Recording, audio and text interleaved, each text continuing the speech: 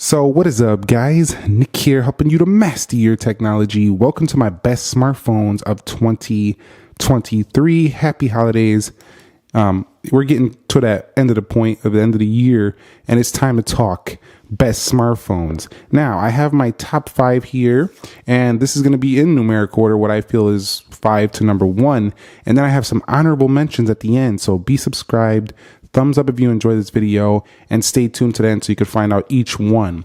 We're going to begin with the OnePlus Open at number 5. And while this phone is actually more innovative than most of these on the list, the reason it makes number 5 is because this is still an early market. This is not mainstream just yet.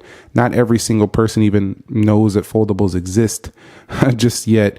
A lot of people are still using regular phones, if we're being quite honest. But the OnePlus Open was one of the most exciting devices I feel like to launch this year. A massive inner tablet style screen with a front screen that actually feels like a regular smartphone. This massive bulging camera wasn't my favorite, as it definitely sits huge on the table, but I like the results it produces, and it definitely gives it a unique look. The OnePlus 12 was going to make my list, but the OnePlus Open with its super fast CPU, 16 gigs of RAM, really nice Hasselblad camera setup, and super smooth overall performance. While I'm not a big fan of the software, I do like some niceties that it does have, especially the multitasking abilities that are on board here. It's just a great offering this year. So OnePlus Open makes it at number 5. At number 4 is the only smaller phone on the list here, and that is the Samsung Galaxy S23 base. The reason this one makes it is because of the value proposition. Out of all the phones this year that were around this size, there weren't many giving you this triple camera setup with such a long zoom and such a really good overall, kind of premium feel for like $700. Yeah, and then the S23 FE comes out, even cheaper than this, but not quite as premium.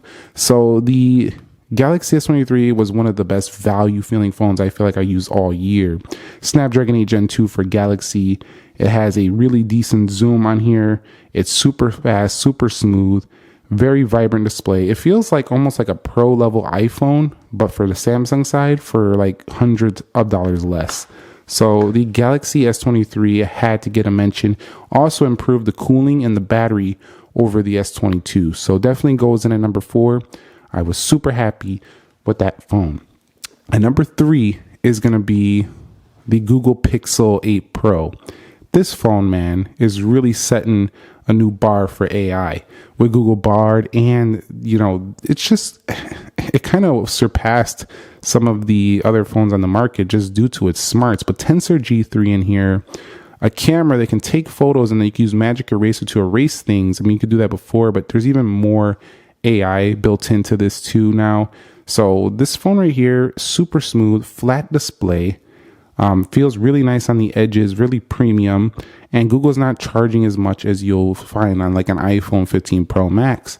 So it seems like a pretty good value as well. 12 gigs of RAM, although not as fast in gaming, it's not the top performer, and also had this interesting thermometer. So you could test temperatures and stuff like that. Is it a gimmick? I don't know. That's up for you to decide. But at the end of the day, Google's doing really good. They're getting better and better every year. And this has been of course, my favorite Pixel yet, but mostly because they went flat display, premium edges, software is buttery smooth, and we have consistent software updates and groundbreaking AI features on board here. USB-C takes command for the charging, a punch hole display, and a really nice camera bar to really let you know this is a Pixel device. So it's got its own unique character as well. Google Pixel 8 Pro makes it at number 3 on my list. Number 2, the second best phone overall of the year for me is going to be the iPhone 15 Pro Max. Now, the reason the iPhone 15 Pro Max doesn't make number 1 is because there's one phone that did more than this, and we'll talk about what that is next. But beautiful titanium build, gorgeous feel in the hand, super refined, super polished, and Apple really just somehow found a way to make a similar phone as last year, but really just make it feel like a different phone, mostly due to titanium. And it's super clean, doesn't really ever get dirty. It just feels like one of the most refined, polished, best phones a person can buy right now, especially because it's had years of refinement. It just feels super ready to go. Whereas some of these other ones, especially the OnePlus Open, the Pixel is still finding a bigger market as well. This phone has just been super popular and really good in most respects. The dynamic island, also pretty nice, but the reduced bezels, the nice zoom that it has, the 5 times, the camera just feels like you have one of the most pro cameras out there. The video never really loses focus.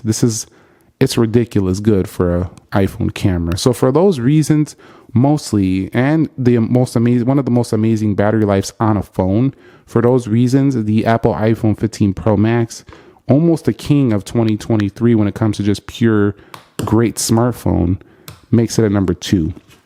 But the number 1 phone of the year, you probably guessed it already, overall phone, is the Galaxy S23 Ultra. Not because, I'm particular to Samsung over Apple. It's just because this phone has more features. It has 10 times zoom. It has a bigger, more vibrant display. The battery is about the same as the 15 Pro Max. In some cases, it lasts longer. In some cases, it doesn't, depend on how you're using it. Like if you have it in a super low power mode or something like that. It has an S Pen built in. So you have a unique feature you will never see on the iPhone. Super fast charging, reverse wireless charging, wireless charging. This thing is just a monster. It has literally everything on board, and it comes in usually on a deal and cheaper than that of the 15 Pro Max. So with all those features, with the smooth back, with the clean look of this phone, it's super refined too. I just can't justify putting the 15 Pro Max ahead of this, even though this phone came out several months before. I feel like the 15 Pro Max basically just matched the S23 Ultra. I know a lot of people are going to say, nope, that's the S24 Ultra. Whatever you say, I'm telling you, these two phones right here are neck and neck. So the S24 Ultra just seems like it's going to the next level. Now, I have 2 honorable mentions here. We'll get to them in a second, but which of these do you agree with or disagree with? And what are your favorite phones of 2023 so far? Let me know down below in the comments. My first honorable mention is going to be one a lot of people are not going to agree with, but the Google Pixel Fold. And I'm putting it here not because it's the best foldable. There are a lot of issues with it, but there also is something you're not thinking about, and that is the innovation factor. Google bringing out its own version of a foldable and making it more pocketable, making it more nice on the front where it's not super narrow, taking a swing at something and taking a risk. It's exciting. This phone was exciting to try out, to use, and I'm super grateful Google sent one out this year. This is an amazing, amazing product here for a first attempt. So Google has definitely entered the game, and I am excited for what's to come for the Pixel Fold series. I think it's a phone that's definitely going to compete pretty well in the foldable space. And lastly, the Nothing Phone 2 has to get a mention. This has been one of the fastest, smoothest, unique, quirky phones to use. Not really quirky, but just unique, just different. The glyph interface on the back just is different, man. And while a lot of people do think it looks like an iPhone kind of because of the shape and all that, software doesn't feel like it whatsoever. So the Nothing Phone 2, I speed tested it against most of these phones, and every time I was blown away by the performance. They are really taking into account optimization for this phone and really making it super buttery smooth and fast for a great user experience. And if you think about it, a lot of these phones, they're not as small as Nothing, and they're not all trying to give the best of the best optimizations.